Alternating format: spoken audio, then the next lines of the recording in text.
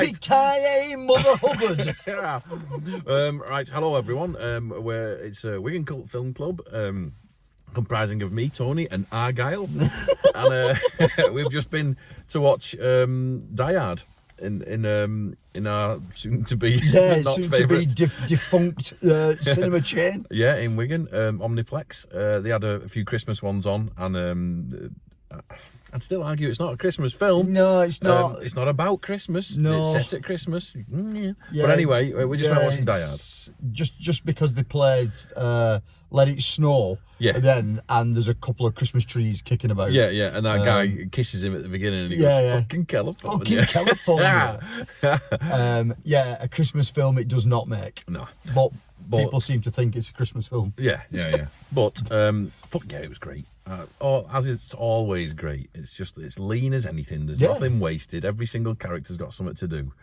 Script's an absolute banger. Yeah, it's brilliant. And I know you notice things every time you watch a film, but you notice more when you're watching it on the big screen. And this time I was acutely aware of how well every little action sets off another action. Yeah, he runs up to the roof. Yeah, he's trying to get him off the roof. The only way he's going to get him off the roof is to shoot. Yeah.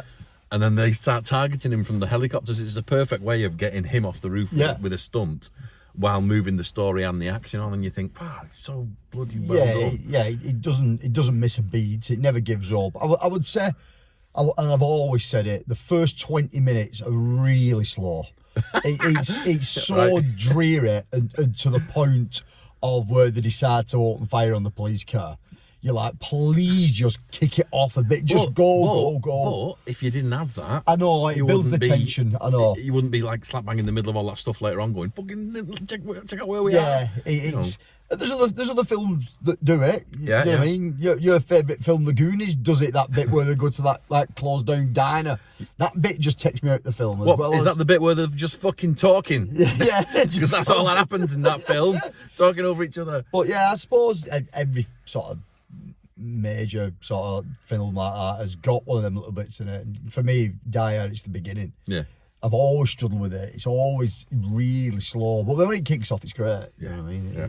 Absolute banger. Yeah, I really enjoyed it. And got it on the big screen, and it's got the loudest bullets in the world. Yeah. There's no single little crack noise. Everything sounds like 3 punches. Yeah, everything was like a 50 cal rifle being shot at you. When Alan Rickman comes in the room and he just like starts shooting, it's loud. It's dead loud, and it's like getting punched 3 times. It's like a Van Damme edited kick. I mean, I think this was being screened nationwide. I think it was. I think there was this being screened nationwide. I think Elf 20th anniversary, that was being screened nationwide. I think Home Alone was being screened nationwide.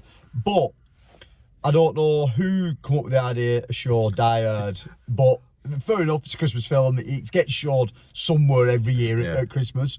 But whatever that print was that they were showing in Omniplex looked like it was on a Generation 1 DVD. Yeah. It looked abysmal. I mean, it was fuzzy as out. Yeah, I thought when it first started, I said to you, it looks like a fucking VHS. Well, it looked like that. The 20th Century Fox was squashed, wasn't it? Everything. No, it reminded me of. It reminded me of them ads when Star Wars and Die Hard were the first films to come out in widescreen, VHS. Yeah. And it said, just imagine and it got Bruce Willis, whap, like that. You were expecting him to do that and go, oh, here we go. But no, it was just off a video, I think. But it's Die Hard, and it was dead loud. Yeah. And it was ace. It was really good, and that's not the first time I've seen it on a big screen. I've seen it a few times. No. Yeah, but it's always fun. Well, I saw it in LA when me and Mike went a decade ago, and we went out for the day with an Uber. Like I'd never used an Uber before, and this fella says I said, well, let's go. And Mike said, don't skimp, get something nice. I said, right, well, if I'm getting it, and we've got a limo, something close to it, this massive thing.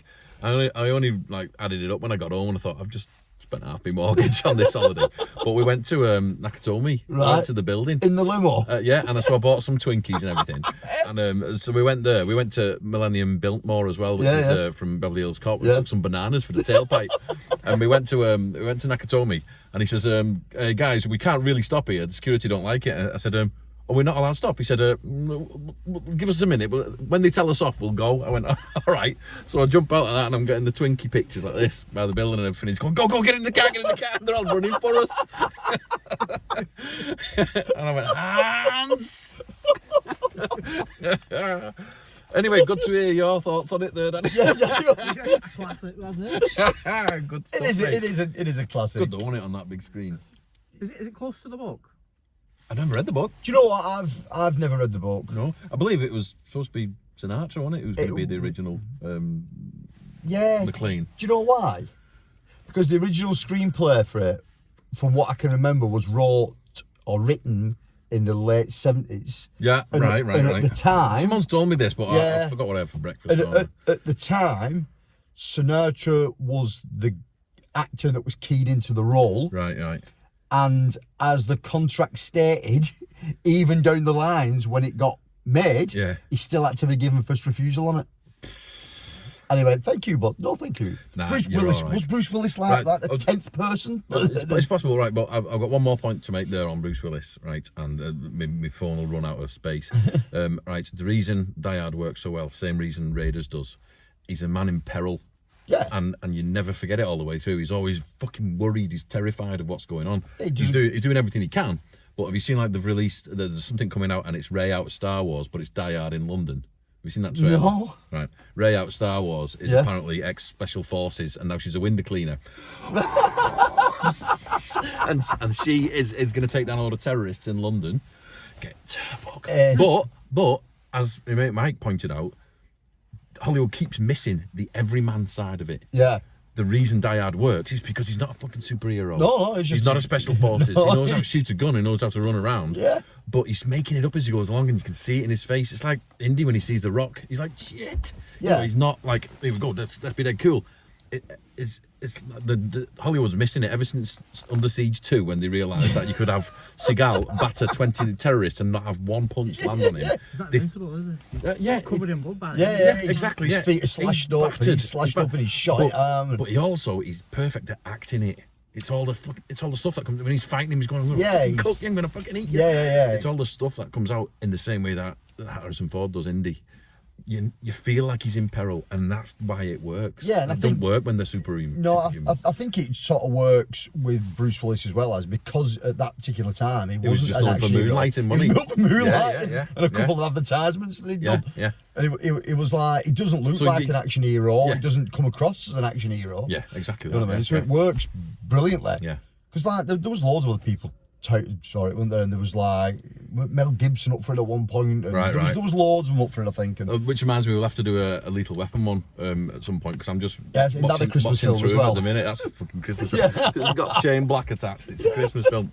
But I'm watching two of them at the minute and really enjoying it and just like picking out what's good about them 80s action, as you know, and stuff like that. Yeah. Anyway, right, phone's gonna run out any goddamn second. So that was Die Hard. Omniplex. Yippee-ki-yay. Very, very good. Mother Truckers. Right, and that's us from Wigan Cult Film Club, from A, B and C. See you at the next one. Keep it cold. Keep it cold. Keep it cool. Rush!